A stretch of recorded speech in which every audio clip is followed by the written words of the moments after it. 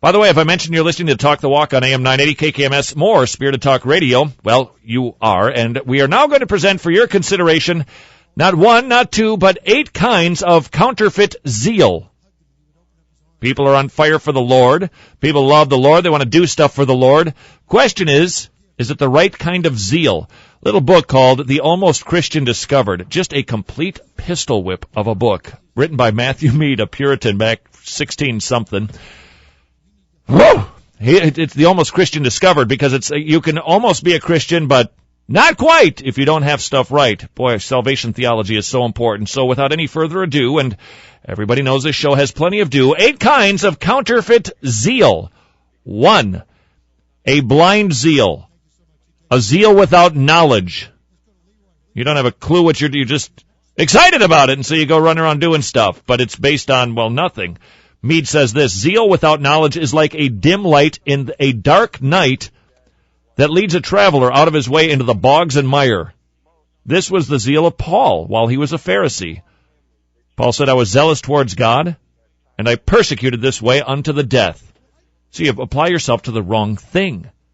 Here's another kind of wrong zeal, a counterfeit zeal. Number 2, a partial zeal in one thing, fire hot, and another, stone cold. Zealous in this thing and yet careless in another. He calls them first table Christians, zealous in the duties of the first table and yet neglectful of the second. Others are mindful of the second table but neglectful of the first. We care about all issues. All things that the Lord cares about, we care about. Mead writes this, now we know that the sweat of the whole body is a sign of health, but the sweat of some one part only shows a distemper.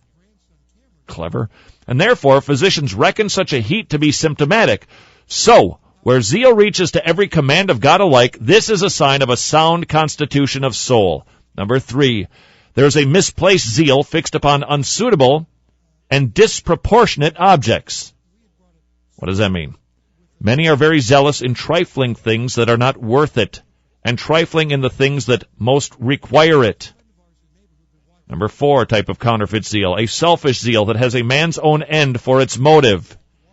It's about me. Number 5, an outside zeal, like that of the scribes and the Pharisees, meaning the outside of the cup is clean, but the inside is filthy and foul. Number 6, there's a forensic zeal that runs upon others.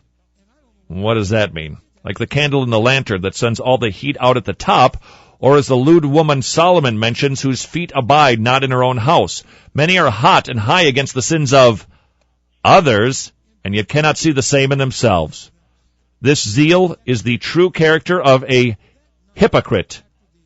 His own garden is overrun with weeds while he is busy and looking in over his neighbor's pail. Number 7, there is a sinful zeal.